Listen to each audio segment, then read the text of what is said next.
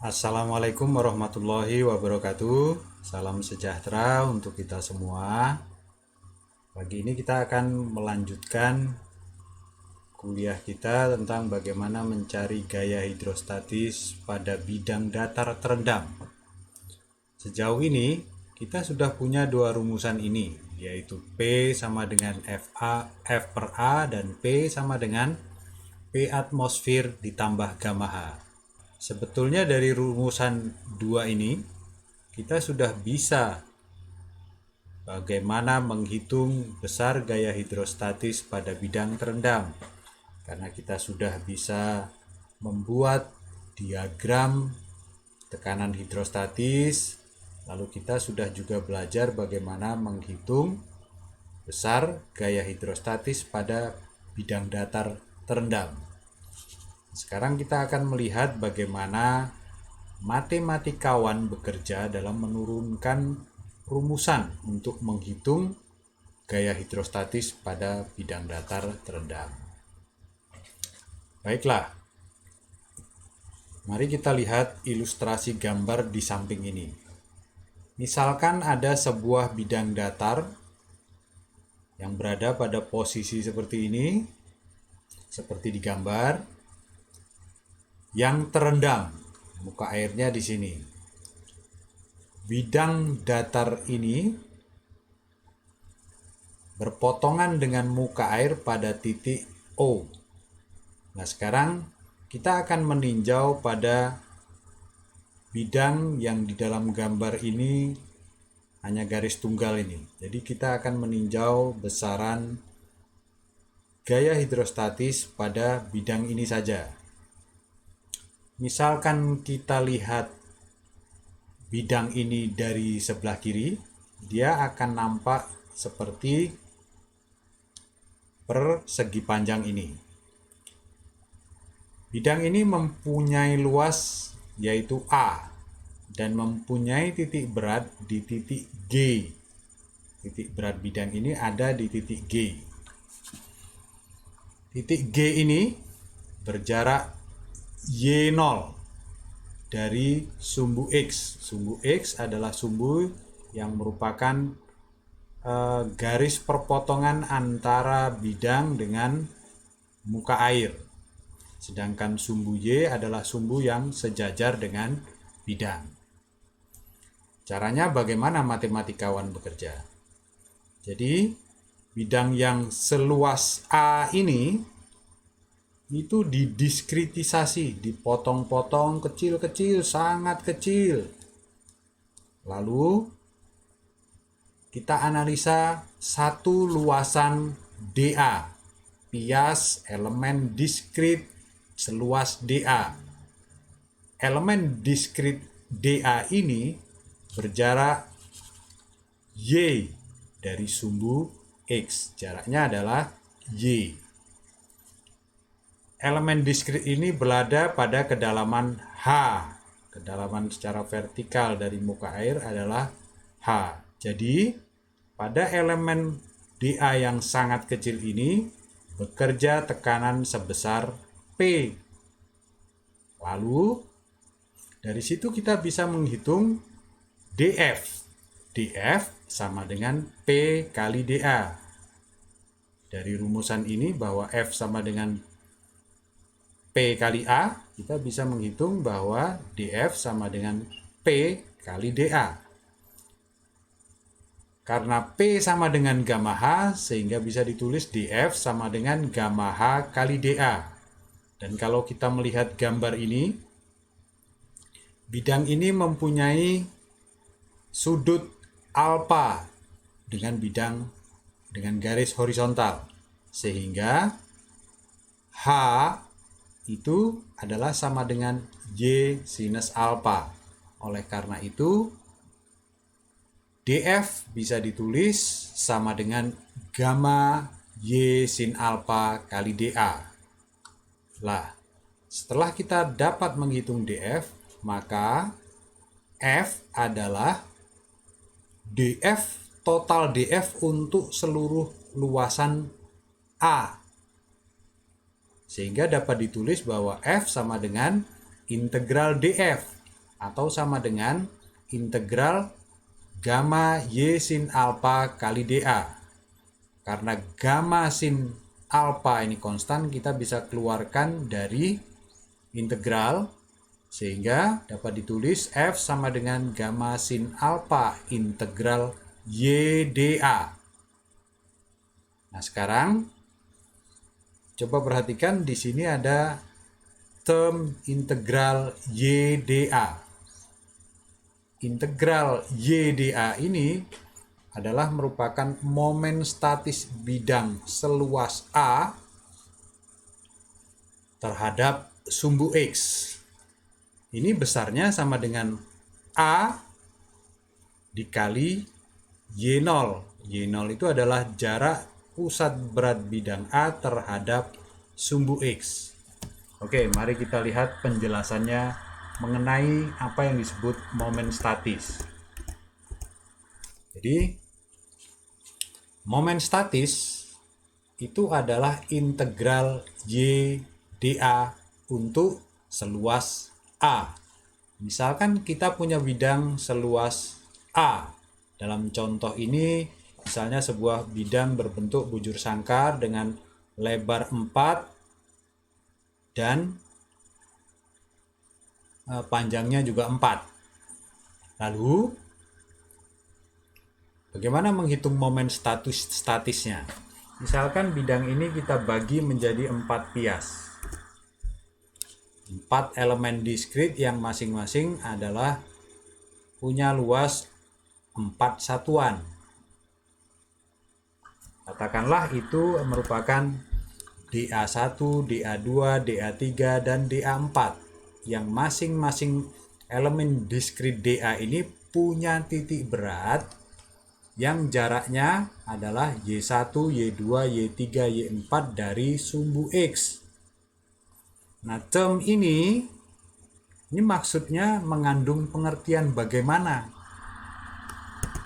Itu adalah sama dengan, dalam contoh kasus ini adalah sama dengan sigma YI/DAI dari I sama dengan 1 sampai I sama dengan 4. Oleh karena itu, ini bisa kita tulis sama dengan Y1 kali DA1 tambah Y2 kali DA2 tambah Y3 kali DA3 tambah Y4 kali DA4.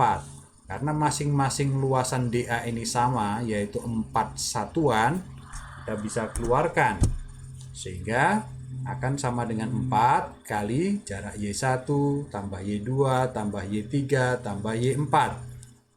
Atau sama dengan 4 kali 8, atau sama dengan 32.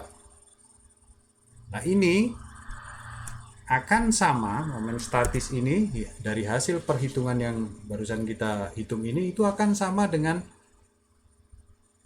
luas A dikali Y0. Jadi luas A adalah 4 kali 4, 16. Jarak pusat berat Y0 terhadap sumbu X adalah 2. Jadi 16 kali 2 sama dengan 32. Oleh karena itu, bentuk term Y integral Y kali dA itu akan sama dengan A kali Y0. Oke, balik lagi. Jadi saya pikir ini cukup jelas penjelasan bagaimana momen statis integral Y sama Y integral Y kali dA itu sama dengan A kali Y0. Kita balik lagi ke sini. Jadi bentuk F sama dengan gamma sin alpha integral Y dA kita bisa tulis menjadi F sama dengan gamma sin alpha kali A kali Y0. Nah, di sini karena H0 sama dengan Y0 sinus alpha, kalau kita lihat pada gambar di sini, Y0 sinus alpha itu sama dengan H0, yaitu kedalaman pusat berat bidang terhadap muka air, sehingga persamaan F sama dengan gamma sinus alpha kali A kali Y0 kita bisa tulis F sama dengan A kali gamma kali H0. Nah, kalau kita ingat rumus P sama dengan gamma H, maka gamma H0 kita bisa tulis menjadi P0. Sehingga gaya hidrostatis pada bidang F sama dengan A kali P0, yaitu sama dengan luas bidang dikali tekanan hidrostatis yang bekerja pada pusat berat bidang itu. Jadi F sama dengan A kali P0. Lalu berikutnya kita akan menghitung YP. YP adalah letak titik pusat tekanan terhadap sumbu X. Jarak pusat tekanan terhadap sumbu X. Karena kita sudah tahu bahwa gaya hidrostatis adalah sama dengan F sama dengan A kali P0, kita ingin tahu di mana letak titik bekerjanya gaya hidrostatis ini, yaitu di titik pusat tekanan, dan kita ingin tahu di mana posisi titik P ini. Kalau kita lihat di sini, sigma momen yang dihasilkan kalau terhadap titik O ini, momen yang dihasilkan akibat gaya F itu harus sama dengan momen yang dihasilkan oleh elemen diskrit ini untuk total seluas area bidang A. Sehingga kita bisa tulis bahwa F kali YP itu sama dengan integral P kali dA kali Y untuk seluruh luasan bidang A. Sehingga kita bisa tulis sama dengan integral gamma H kali dA kali Y, karena P sama dengan gamma H. Kemudian kita bisa tulis lagi sama dengan integral gamma Y sin alpha dA kali Y, karena H ini adalah sama dengan Y sinus alpha. Y sinus alpha. Karena gamma sinus alpha merupakan konstanta, bisa kita keluarkan, sehingga F kali YP sama dengan gamma sinus alpha integral Y dA Y untuk seluas total bidang A, atau sama dengan gamma sinus alpha integral Y kuadrat dA untuk seluas bidang A. Nah, tadi kita sudah melihat bahwa F itu sama dengan gamma sinus alpha kali A kali Y0. Sehingga FYP ini menjadi gamma sinus alpha A kali Y0 kali YP sama dengan gamma sinus alpha integral Y kuadrat dA. Atau bisa kita tulis bahwa YP itu sama dengan gamma sinus alpha integral Y kuadrat dA per gamma sinus alpha A kali Y0. Di sini kita bisa coret gamma sinus alpha sehingga YP sama dengan integral Y kuadrat dA per A kali Y0. Nah, bentuk integral Y kuadrat dA itu merupakan momen inersia bidang A terhadap sumbu X, sementara A kali Y0 adalah sama dengan momen statis seperti yang tadi sudah dijelaskan. Misalkan momen inersia ini diberi simbol I, kemudian momen statis itu S, sehingga persamaan ini YP sama dengan integral Y kuadrat dA per A kali Y0 bisa kita tulis YP sama dengan I per S, yaitu momen inersia dibagi momen statis. Nah, kalau kita ingat teorema sumbu sejajar yang mengatakan bahwa momen inersia bidang, sebuah bidang A terhadap sebuah sumbu yang paralel berjarak Y0 dari sumbu yang melalui pusat berat bidang itu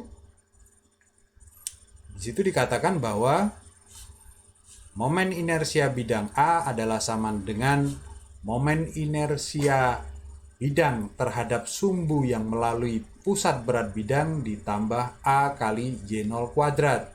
Sehingga persamaan YP sama dengan I per S itu kita bisa tulis menjadi YP sama dengan I0 plus A kali Y0 kuadrat per AY0.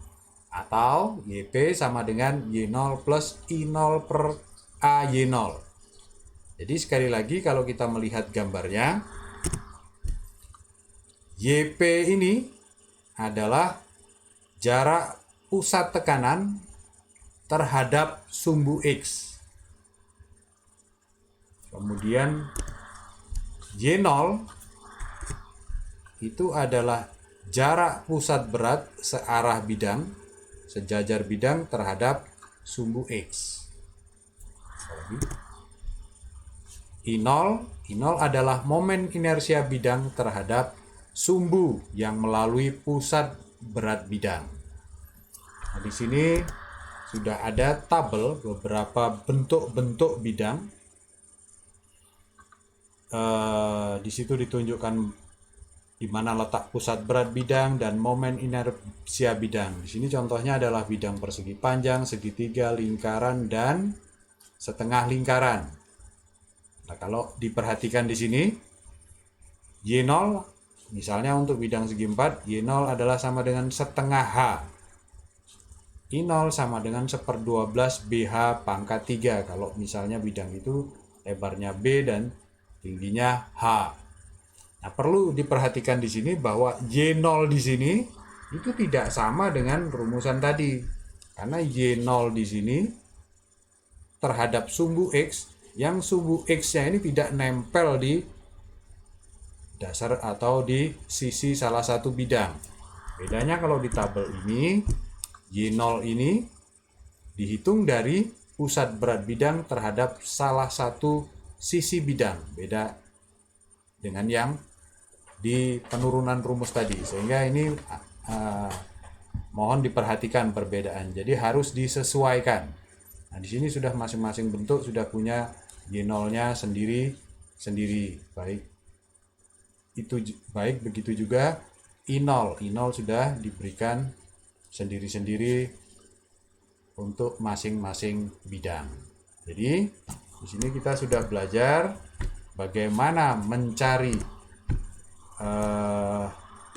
gaya hidrostatis yang bekerja pada suatu bidang terendam. Gaya hidrostatis yang bekerja pada suatu bidang terendam adalah sama dengan luas bidang kali tekanan yang bekerja pada pusat berat bidang itu, yaitu F sama dengan A kali V0. Dan gaya hidrostatis ini akan bekerja pada titik pusat tekanan yang berjarak YP dari sumbu X, yang itu sumbu X adalah merupakan perpotongan antara muka air dengan bidang. Jadi sumbu X ini adalah garis di muka air.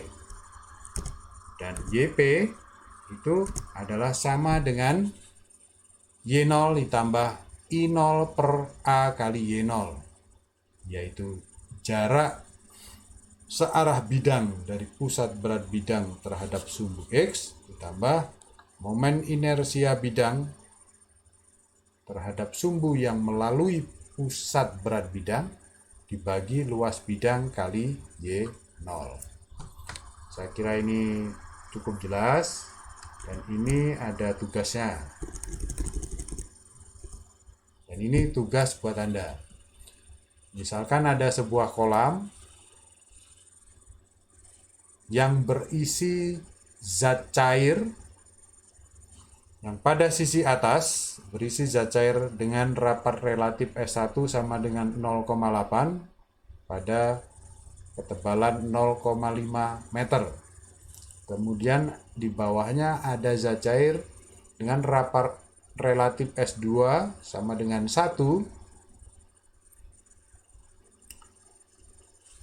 yang berjarak atau setebal 1,5 meter. Pada dinding ini terdapat sebuah pintu.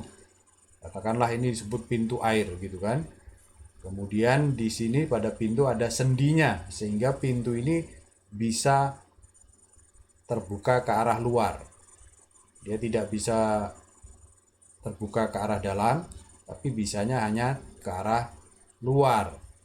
Kalau kita lihat dari samping sini, bentuk pintu segi 4 dengan tinggi 1 meter dan lebar 0,75 meter. Lah hitunglah. Nah, tugasnya begini. Nomor 1, gambarkan diagram tekanan hidrostatis yang bekerja di dinding AB. Jadi di dinding AB ini gambarkanlah diagram hidrostatisnya. Diagram tekanan hidrostatis. Lalu kemudian hitunglah besar gaya F minimum yang diperlukan untuk menahan pintu ini supaya tidak terbuka. Oke. Tugasnya dikerjakan secara individu, perorangan, dan dikumpul lewat link yang akan saya bagi melalui WhatsApp kita. Sementara Anda mengerjakan tugasnya, saya mau dengar musik dulu. Selamat mengerjakan tugas. Why didn't you tell me What? to bring along my harmonica? Edelweiss, Edelweiss, every morning you greet me, small and white, clean and bright, you look happy to meet me. Blossom of snow, may you bloom and grow forever. Edelweiss, Edelweiss, bless my homeland forever.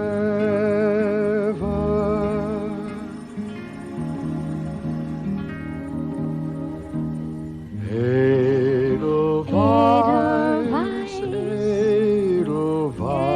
Edelweiss, every morning you greet me, small and white, clean and bright, you look happy to meet me.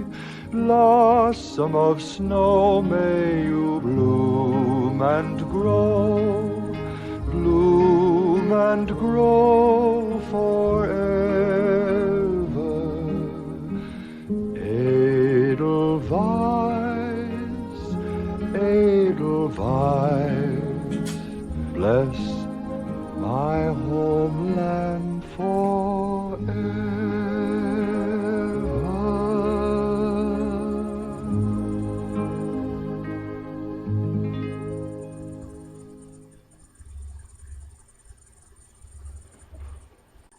Demikian, terima kasih atas perhatiannya. Mudah-mudahan penjelasan mengenai bagaimana menghitung gaya hidrostatis pada bidang terendam ini cukup jelas.